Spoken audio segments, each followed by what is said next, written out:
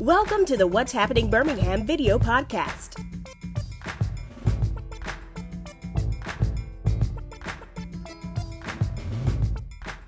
Hello, everyone. This is Jarvis Escott with What's Happening Birmingham today. I got the honor and pleasure of being with my good friend, Mr. Bruce Ayers of the Stardome Comedy Club. Bruce, Jarvis, what's up?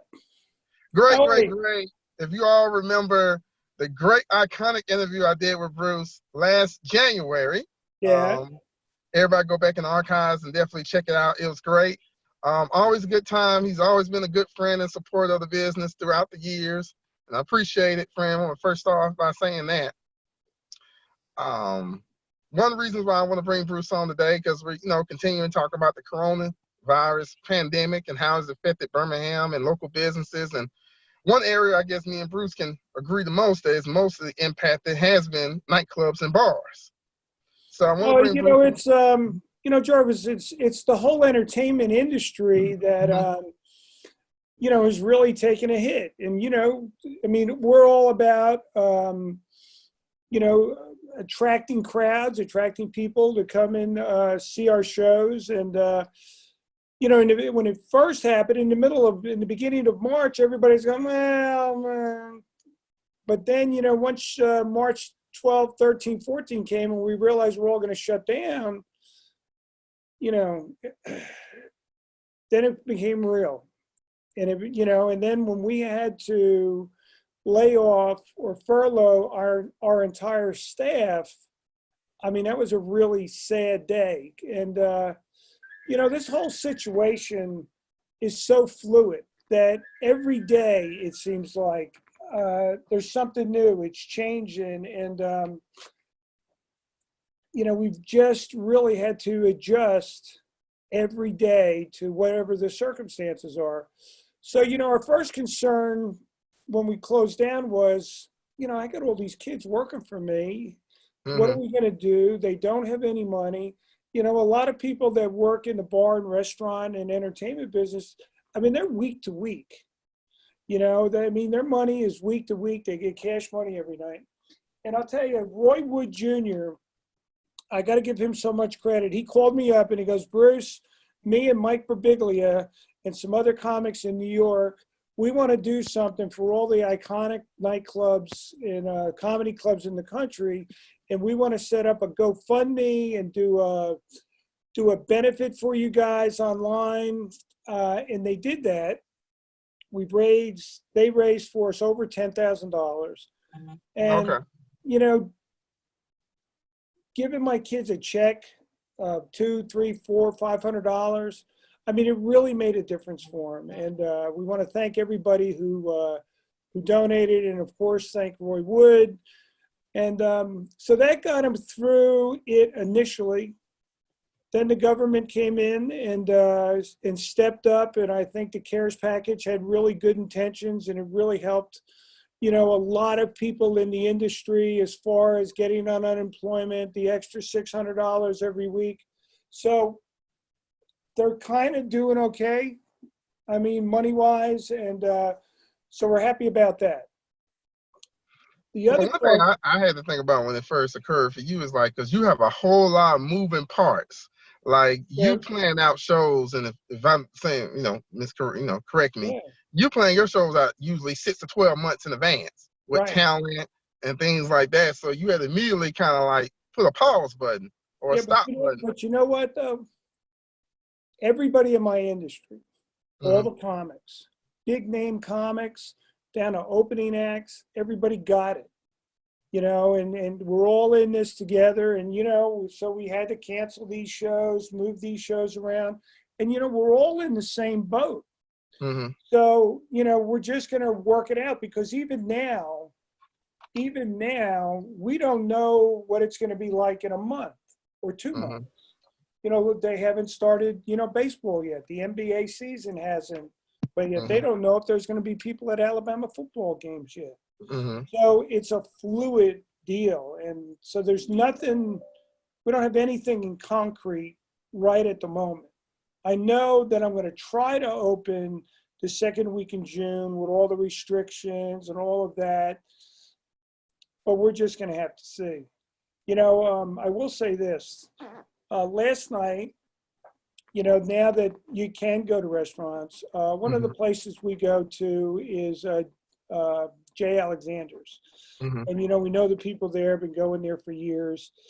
And so we went in, everybody had the masks on, and, they're trying like every other, and the reason I'm saying this is every restaurant, every business is at a stress point, and every business owner is going to do their best to serve their customers and take care of their employees. But I'll tell you this, and you'll all notice this, it's not going to be the same. You may have to wait longer. You're going to have social distancing. There won't be as many people there. The service won't be the same. You go get a haircut, it's going to be different. All I'm saying to everybody is give everybody a break. Everybody I know is trying their heart out. Everybody's business has been ripped away from them. And we're all going to have to work to bring all this stuff back. And I think we will, but just be thankful if you can get out of the house and go do something, but it's not going to be the same for a while, and everybody's going to work hard on it. And, that's the way I see it right now. Are you anticipating making a lot of I know you made a lot of great renovations to the venue, but now to stay compliant and give people peace of mind and, cleanliness and things like that, do you anticipate you want to make a lot of changes inside your venue? Well, we're doing it right now, actually. I mean, not structural changes. Okay. I did hire, we got there's the PPP loan where we got to hire some of our people back, and they have been cleaning, painting, freshening everything up, because we're not open, and, they're on salary. So we're just cleaning the best we can. And then we're going to follow all the guidelines when we do get to open, and just do what we're supposed to do to protect our employees, to protect our performers, to protect our customers. And we'll see how it goes. Maybe they'll come and they'll go, nah, this ain't for me. And then some people are going to go, thank God. Thank God I need a laugh. And it's going to happen in every restaurant. But that's like I said a minute ago. Everybody's got to understand that all these businesses and all these people are trying to do the best they can to get back open and do the right thing. And but it's not going to be the same for a while. Well, one of the things I'm just sitting around thinking, just thinking out loud is I can't imagine 200 or 300 people, either a nightclub or a bar, with their mask on. And I thought about that too, because it's going to muffle the laughter. And then I thought if they all had gloves and masks on, it'd be. Yeah. So it's okay, where everybody's got their, and then one of the great things about, I love about your venue is people who get the joy of sitting up front right next to the comedian, because it's just that energy that you have, when you're at that table right next to the stage. You've been there. Yeah. No, the comedian, 9 times out of 10, they feed off that energy of that person right there. It's well, I guess they have to feed off the energy with the plexiglass or something like that. Well, we're going to take it a day at a time. We're going to, adjust. It's fluid. What you thought 3 weeks ago is not what you think now. 3 weeks, down the road, it's going to be different. So, we're all going to just do, the best that we can. Yeah. So, I definitely agree with that. What have you been hearing from your peers around the country that's similar nightclubs and places? Well, all the comedy clubs in the country, not all of them, but all the top comedy clubs in the country, every Friday we have a Zoom meeting of 10 different clubs. Okay. And I'm talking to people, and we got nobody knows an answer. Nobody can give you, this is what it's going to be like. This is how many people are going to show up. This is how they're going to react. So the clubs are just starting to open now. Okay. So, I'll talk Friday, and we'll Well, they'll say, well, this happened, this happened, this happened, and then you adjust, and then you adjust. You know what it's like? Just think when you started your business. When Okay. you started your business, you didn't know all the answers. Here's the situation I got, and then I'm going to do it this way. Then the next 2 days, something happened, and I'll go, I could do it better if I did it this way. So it's kind of like all the entrepreneurs are starting over in a sense, because they got it. It's like you're playing cards. You got a new hand. Now you got to play this hand. 2 weeks later, you got another hand, and you'll just keep improving, and making it work for you. It's going to be moving. It's a moving target of how you're going to take care of your customers and try to recreate what you had. What did you learn? And I guess this question just came in my head, like when you was doing like the virtual series, did you notice like a lot of views for that, as far as like kind of a way to kind of go direct to the consumer, that maybe if people didn't want to come to a venue, but they still want to get that exclusive entertainment? Well, there's two things I think about that. First of all, there's nothing better than seeing it live. Okay. And you just said that, when there's people in the room and the energy of seeing it live. With the quarantine series, I got a really sharp marketing team out of Nashville. They came up with that. It's just keeping our name out there. Last night, and you helped us promote this, we did one last night with me, James Gregory, J. Anthony Brown, and a buddy of mine who owns a club in Atlanta.